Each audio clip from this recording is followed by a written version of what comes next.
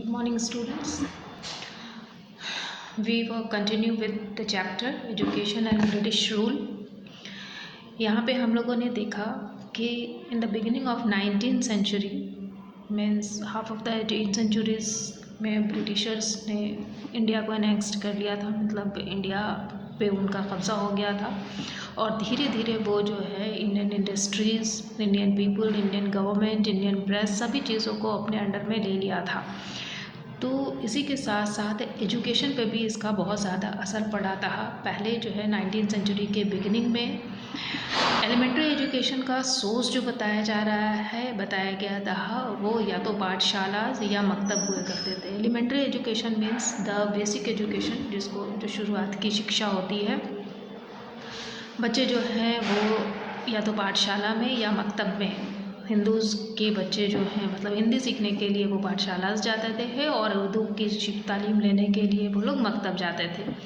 ये स्कूल किसी बड़े प्रीमिसेस में, चाहे वो किसी प्राइवेट प्रीमिसेस हो, यानी कोई भी बिल्डिंग ऐसी किसी भी महंत की या फिर मौलवी की का घर कोई या मस्जिद का कंपाउंड जो होता है वो उसके अंदर जो है इस तरह की शिक्षा दी जाती थी ही। There were no printed books. Teaching was done orally in the vernacular language by gurus in पाठशालास and by मौलवीज। कोई बुक्स वगैरह ऐसी होती नहीं थी, जैसे पहले ओरल शिक्षा दिया जाता था, स्टोरीज़ वगैरह सुनाई जाती थी ही, कुछ मंत्र याद करवा दिए जाते थे। उसी तरह से इन जगह पे पाठशाला में और मकतब में पढ़ाई होती थी, यानी किताब कॉपी ऐसा कुछ इंफ्रास्ट्रक्चर वगैरह स्कूल कॉलेजेस का नहीं होता था। और जहाँ पर हायर एजुकेशन की बात आए तो हायर एजुकेशन के सेंटर्स जो थे वो काफ़ी लिमिटेड थे। कुछ ही जगह पे कुछ कॉलेजेस बनाए गए थे, जैसे सेंटर ऑफ हायर एजुकेशन सब वो few in number. They were mostly patronized by the ruler or the nobles and their students were mostly upper classes, Hindus and Muslims। अच्छा, अब ब्रिटिशर्स जो यहाँ पे रह रहे थे तो उनके अगर बच्चे वगैरह हों या फिर हिंदूज़ या मुस्लिम्स के जो इंडियन थे उन लोगों के कभी जो हायर क्लास कहते हैं जो फ़ी दे सकते थे, उन्हीं के बच्चे जो है इन स्कूलों में या हायर एजुकेशन लेते थे इन कॉलेजेस में। तो Hindus received a higher education in Tolls, where the mediums of the instruction was Sanskrit, and Muslim receives a higher education in madrasas. There were mediums of instructions was Farsi. So Hindus के लिए Sanskrit medium of education रहता था और मुसलमानों के लिए Persians है। शायद ये उनकी चॉइस भी रही होगी। But among the subject taught were law, logic, mathematics, science, religious, literatures and philosophies. However, the spirit of inquiry was not promoted. अब ये इतना सारा चीज़ पढ़ा दिया जाता था, इन सभी लॉज की जानकारी, लॉजिक, मैथमेटिक्स ये सब देने के बाद भी उनको इन अपनी नॉलेज को यूज़ करने की परमिशन नहीं थी। Hence, the student were not aware of the latter development around the world। और उनको दुनिया के बारे में भी नहीं बताया जाता था कि दुनिया में क्या हो रहा है, दूसरे देशों में क्या किया जा रहा है, specially in the scientific studies. यानी हायर एजुकेशन के लिए, डेवलपमेंट के लिए जिन चीज़ों की ज़रूरत थी, साइंटिफिक स्टडीज़ की ज़रूरत थी, वो उन्हें नहीं दिया जाता था। Education in India under the British rule है। As we know that when the Britishers started governing over India, they did whatever for the benefit of themselves, not for the Indian people।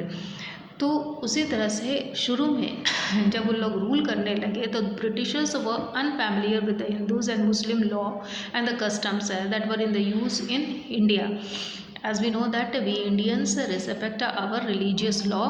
सो इस religious law के लिए की जानकारी उन अंग्रेज़ों को नहीं थी, तो इसीलिए उन लोग जो है इंडियन से बहुत फैमिलियर नहीं हो पा रहे थे। Some of the British administrator in India studies these laws and customs under learned scholars।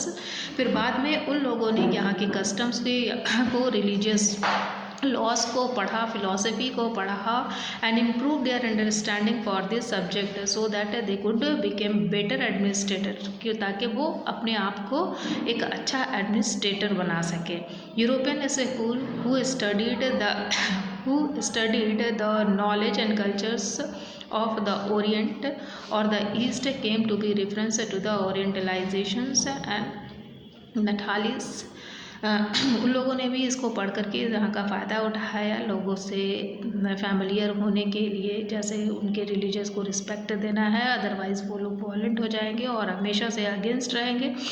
उसके बाद फिर धीरे धीरे उन लोगों ने क्या सोचा कि अगर इंडियन को इंग्लिश पढ़ाया जाए तो इंग्लिश पढ़ने के बाद जो है ये उनके लिए काम कर सकेंगे, अदरवाइज़ कम्युनिकेशन गैप की वजह से दोनों एक दूसरे के लिए यूज़फुल नहीं हो सकते हैं। तो beginning of English education in India, फिर उन्होंने क्या सोचा कि इंग्लिश को इंडियन को पढ़ाना चाहिए ताकि वो उनका काम कर सके और कम वेजेस पे इंडियन पीपल से काम करवाया जा सके। In the 19th century, some group of people became interested in imparting Western education in Indian। कुछ लोग भी तैयार हो जाते हैं। Chief among them were the Christian missionaries।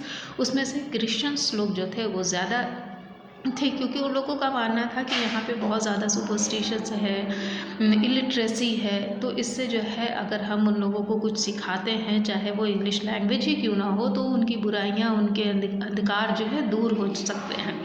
Some Indian reformers and the British government, उन लोगों ने भी ऐसा ही सोचा। And role of the Christian missionaries, उनका क्या रोल था क्रिश्चियन मिशनरीज का।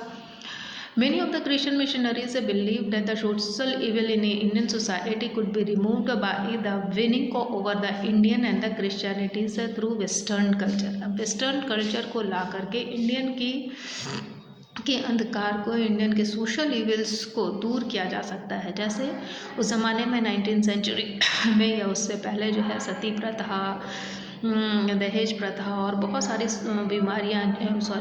बहुत सारी बुराइयाँ, सामाजिक बुराइयाँ जो थी वो इंडियन समाज में थी।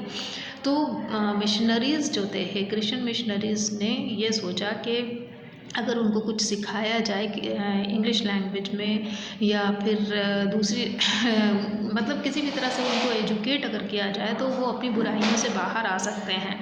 उसी तरह से कुछ इंडियन फिलोसोफर ने भी सोचा कि सीखना तो अच्छी बात है, चलो सीखते हैं। And the companies, however, banned missionaries' activities in its Indian territories, fearing a hostile Indian reactions against the British।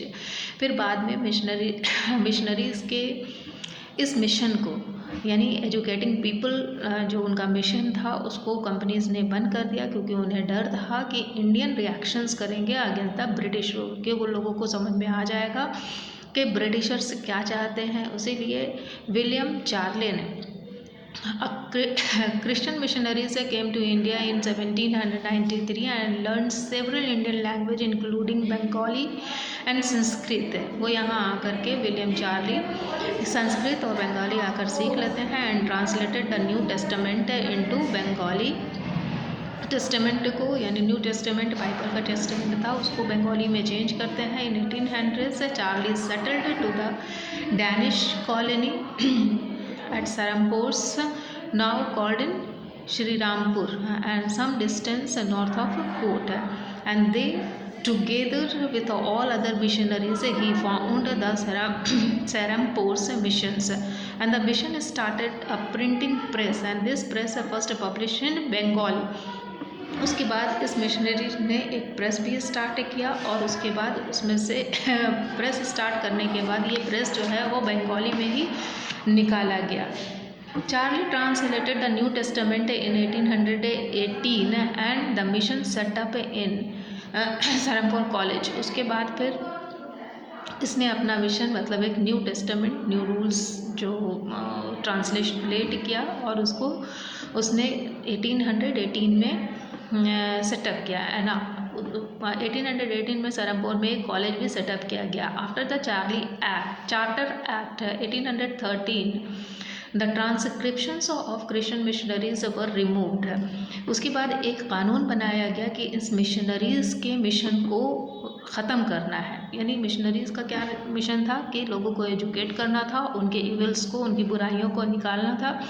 तो उन पे भी अंकुश लगाया गया और बोला गया कि आप ऐसे नहीं कर सकते हैं। Missionaries were allowed to settled in British territories in India, सिर्फ वो ब्रिटिश टेरिटरीज में ही आ रह सकते हैं। And they establish education institute attached to their churches mainly in Madras, Mumbai and Calcutta. यानी इन 3 जगहों पर जहाँ जहाँ ब्रिटिश कॉलोनीज़ है वहाँ के चर्चों में ये अपना एजुकेशन इम्पार्ट कर सकते हैं। इसी तरह से हम लोग आगे बढ़ेंगे। आज के लिए इतना ही, and I hope you can understand this chapter और you can do the assignment which is given through this website.